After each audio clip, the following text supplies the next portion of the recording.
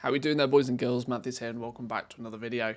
So the last couple of days we've done a bunch of videos, I think 3 in fact, focusing on the work order system, and not all of them have been overly positive. I've been quite critical of the work order system, mainly because I think it's a really crucial aspect of the game, and I'm really keen for Blizzard to get it right.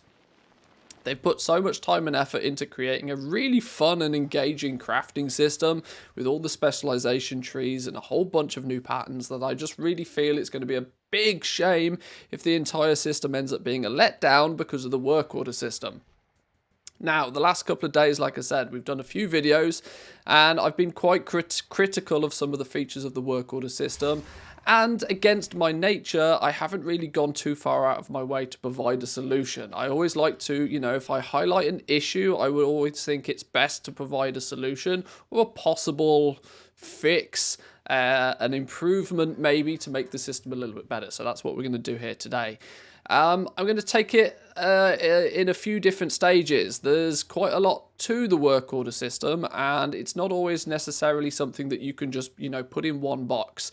So I'm going to break it down into a few different sections today and try and highlight some of the improvements that I think could be made to get this system off the ground from day one in Dragonflight. So let's take a little bit of a look. I've made some notes and I'm going to hopefully showcase what I mean in game as well. The first thing we want to really approach is the public order system. When I say I'm going to break it down into a few different parts, I see it as there being a public order system, a personal order system, and then recrafting. I think there's 3 significant components to the crafting order system, at least from the buyer's perspective.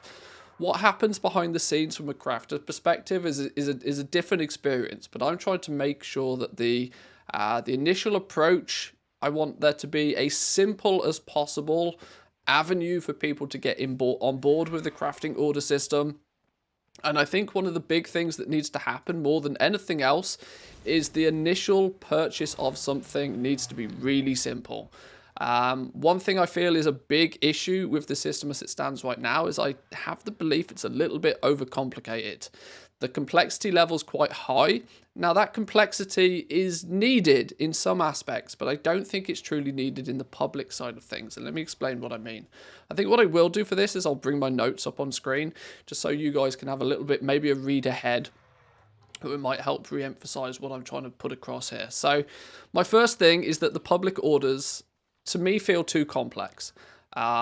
That is not to say that the people using it are dumb or stupid or, can't handle it. It's more of a case of the fact that this is your foot in the door. This is the first step on the ladder. The first step on the ladder doesn't necessarily need to be super duper mega complex. Look at LFR. LFR is the first step for many into raiding. LFR is never going to get you the best quality gear, but it's also very simple and easy to get into. I think the public order system needs to take that same sort of methodology. So I think the main goal for the public order system should be very simple. The goal should be to get things, to get items, to get gear into the hands of players quickly and with as little friction as possible. One of my biggest critiques was the fact that all of the materials makes it very complicated to understand to begin with. And more importantly, the combination of all of the materials and all of the bind on pickup materials and all of these optional reagents makes it practically impossible for anybody to come along and have any idea whatsoever of what type of commission they're meant to be offering. My solution here, my suggestion is that if it's a bind on pickup reagent, that should be the only thing that is required to place an order. So to use our example that we used in the previous video, the sophisticated problem solver, I didn't realize what an ironic name this gun was when I chose this for the last video, but it makes sense now. I think if you want to put in order for one of these, you should require nothing more than a spark of ingenuity in your primal chaos. That is basically the barrier to placing an order for one of these. It's the qualification that this is a bit of gear that you've done enough in the game to be rewarded with. All of the rest of the materials should be dealt with by the crafter. This is a zero communication system. You're not talking to the crafter in any way, shape or form. And so what you really need to do is make it simplistic. Strip away the complexity. If you make it so that the Spark of Ingenuity and the Primal Chaos is all that's provided, none of the optional reagents can be provided here, none of the materials could be provided here, it makes a very simple solution. It practically is like the buyer saying, this is what I want, and this is how much I'll pay for it. It makes the whole process, at least to get going, very simple, and it's going to get people their gear remarkably fast. There's no reason for these work orders to ever not really get filled. If somebody has the materials and they're willing to offer enough of a commission, there's absolutely no reason that these would ever not be filled. What it also does is a really good showcase that when you use the show similar orders button, this is then actually going to be really informative for you. It's going to showcase to you, well, these are the outstanding orders, and it doesn't take a rocket scientist to work out that, well, if these are the outstanding orders that haven't been listed, the likelihood is that it's because the commission on these is not high enough. So it makes it very, very simple, very, very straightforward to sort of start to come to a valuation for these bits of gear, right? You take, this is the item that you want, you provide your materials. These orders have not been filled, and because they've not been filled, their commission was probably not high enough for it to be worthy for a crafter to do it. Your incentive then is to offer a little bit more gold than these outstanding orders so that there's a better chance for yours to be filled. It's almost a foolproof system in that regard, that you're not going to be trialing and error. There's no trial and error here. You pretty much have a path to victory straight away, really quickly, and in a nice simplistic form. That is the structure I think works very well for the public order system. It will get people things that they want quickly and easily in an understandable way. Once you've got your piece of gear, then there's the recrafting system, which we'll talk about a little bit in a minute, because there's definitely some improvements to be made with the recrafting system as well. One of the biggest arguments I saw is for people to be able to specify quality through public orders. And I don't know if it's completely necessary or not. This is one thing I'm not totally decided on. But the reason being is because when you ding level 70, for those that have been playing on the Dragonflight beta, for those that understand the sort of the gear progression system, you ding level 70, a 382 piece of gear is going to be a substantial upgrade to you. At this point, you probably don't care that much about quality. I would go by the opinion that it's probably better to have a good upgrade to what you currently have than it is to not have anything at all. For reference, I dinged level 70 on this character, and my bow was item level 327. And this was with me going through and doing quite a few world quests and doing a bit of questing in all the different zones. This wasn't even me speed leveling, meaning that to get a 382 piece of gear is a substantial upgrade straight away for me. Once I've got the bit of gear, then I can maybe consider, well, is it going to be worthwhile to me to have it recrafted, to increase its item level, to get it even better than what it is.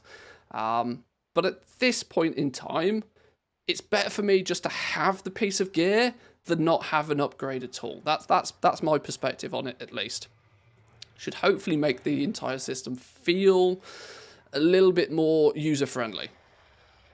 So, there is, though, the scenario that, well, you might want a little bit more complexity than this. You might want to start supplying some of your own materials. You might start wanting to, customize the secondary stats. There's a lot of things that you might want to do. This is where I feel the personal orders come into play. The public order system, I feel, needs to be very simple, very straightforward, very easy to handle, very quick and easy. The personal order system, though, is where you can start having all of these options, all of this full, complete customization suite. Pretty much what is presented with the public orders right now, I don't think really much of this needs to change. I think this will work perfectly fine. The reason I think it will work fine, though, is because to put in a personal order, there's the assumption that players have already done some sort of communication with the crafter. There's the understanding that in some way, shape or form, you've probably come to an agreement with a crafter beforehand, and this is just a nice user interface for you to actually get that thing done. You You don't just send an order to a Ferrari garage. No, you would go into the Ferrari garage, you would talk to the car salesman, you would say what you want, they would say what they have to offer, you'd come to an agreement on price, and then you'd go sit in the office and just fill out the order form. The personal order system feels like the order form in that transaction, but it also means that you kind of need to have some sort of level of communication. Now, that leads me to the very simple question, well then how do people find the crafters to make the stuff? How do you find out who that person is? I bet if I asked most people to name 3 characters on their server that are not in their guild, it becomes very difficult to do so, because the reality is that the community has been very much broken down on most realms for many years now. With everything being cross-faction, cross-server, you can, join raid groups with anybody, you all get merged together. Realm identity is not very strong, so there needs to be something done to improve on that. So, to go about finding a crafter, I have the opinion that there needs to be some sort of like notice board or a seller's marketplace. In game, it could be very easy. It could be very straightforward to implement in game. You could quite simply, right next to the notice board, I'm sure it wouldn't take the art department more than 5 minutes to make a little notice board that you can click on the notice board, and hopefully it would give you some sort of information, such as maybe you could even search for an item. You could search for an item and it would just give you a list of the crafters on your realm that have the ability to make that item. That's the step number 1. You need to find somebody that can actually make that item for you. Once you've found somebody that can make that item for you, you might then have a few more questions. Some additional questions might be, what quality can you make that item at? What is the required tip or commission that you expect to make that item? If I provide you with a primal infusion or a concentrated primal infusion, how difficult is it going to be for you as a crafter to make that at quality 2, 3, 4, 5? These are some of the questions that need to be able to be asked. But some sort of notice board or some sort of marketplace would be step 1 towards what is commonly referred to as sell orders. There are many other games out there that have this sort of buy order and sell order system. But normally, they come with both, right? Crafting orders is pretty much only the buy order system. It's giving crafters it's giving people the ability to say, I want to buy this, but there's nothing in the game currently that allows sellers to say, well, I can make this, and this is what I charge to make it. And I think that's the element that's really missing from all of this. Crafters would then be able to turn around and say, I can make this, I'm a blacksmith, I'm specialised in two-handed weapons, and with your materials, I'll do it for a 3,000 gold tip. Something like that. It doesn't need to be overly complicated, but crafters need a way to showcase to the other people on their realm that, hey, look, I exist, and this is what I'm good at. Crafting in Dragonflight is a very specialist thing. We have the spec trees. You're not just a blacksmith. You'll start off by being a blacksmith that specializes in armor. You'll be a blacksmith that specializes in armor that then specializes in helms. There needs to be some way for crafters to tell other people that that's what I'm good at. Trade chat, I don't think is really going to do a great job of this. Trade chat is just going to be spammed. It's going to be 500 messages a minute. And on the bigger servers, it's just not going to be fit for purpose. There needs to be a dedicated system and something like a notice board or a seller's marketplace where those crafters can advertise what they're good at will go a long way to make it much, much easier for people to find that crafter and to maybe get that personal order of exactly what they're looking for. So that is how I feel that you could change with just some very simple changes, make the entire system a little bit easier to work with. There are, of course, a few other quality of life changes that I want to talk about just briefly. This is brought up. I saw lots and lots of comments over the last few days talking about how the auction house needs some sort of integration. And I totally agree. I 100% agree with this. If you're looking to put in a personal order to somebody, you've obviously got to supply some of the materials. The rest of these materials, there needs to be an easy way for you to get access to them. In my opinion, the really simple thing is just put a little icon, or even let people click on the material themselves and have it bring up the auction house interface. Then, you know, all of the listings for the current material at any given time, the materials are region wide going into Dragonflight, and so there should even be the option for people to buy the material straight off the list. If nothing else, even if they choose not to buy them, it's giving people the information to what these materials are worth. As the value of these materials, it should not be expected that General Joe understand exactly how much an obsidian seared alloy is. But if you give them quick and easy access to the auction house, then within seconds they can understand the value of that. And that's really going to help if they haven't had that, you know, want that actual conversation with a crafter. It's going to go a long way to helping them understand what commission that they need to offer. Like I said, even if they don't buy the materials, it still sort of showcases what the value is on these. The next one I wanted to talk about as a quality of life thing, and is a little bit more controversial. And please let me explain this in full before you start typing in pay to win. I have a feeling that a lot of the stuff that is currently going to be bind on pickup, it's a little bit over the top, it feels. I don't feel that there needs to be quite as much crafted stuff being bind on pickup. I tend to feel that the rules should be pretty simple, that pretty much everything should be a BOE, unless it is crafted using a primal infusion or a concentrated primal infusion. There's a T there, isn't there? If it uses one of these two optional reagents, I understand making it bind on pickup. Make those items go through the work order system only. And for those that do not understand and have not come across a primal infusion or a concentrated primal infusion yet, these are the optional reagents that go in this box here.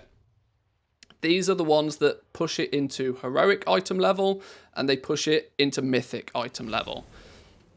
Nobody wants crafted mythic BOEs on the auction house. It's quite obvious that that shouldn't really be a thing, and I understand why people are very sort of hesitant for that to be a thing. So if it uses one of these, make it bind on pickup, but practically everything else, I think, has a place on the regular auction house. Let's not forget, even a 382 normal mode raiding endgame BOE still requires limited quantity bind on pickup reagents to craft it. Even if you let crafters make them BOE and let them put them on the auction house, there's not going to be an unlimited quantity of them. Crafters are going to have to choose, do I use these materials to make a piece of gear for myself, or do I craft that piece of gear and try and sell it? To me, that feels like a real fundamental part of being a crafter. You make things for yourself, but you also have the choice to make things and sell it to others. And I don't feel that it is particularly game breaking if you allow the basic normal raid gear to be on the auction house. Let's not forget, there will be BOEs that drop from the raid anyway. There'll be world drop BOEs that will exist, no doubt, that will be in a similar line as these power wise anyway. So there will still be BOEs. Let crafters at least make the basic stuff and put it on the auction house. I would also take that as far as things like the profession equipment.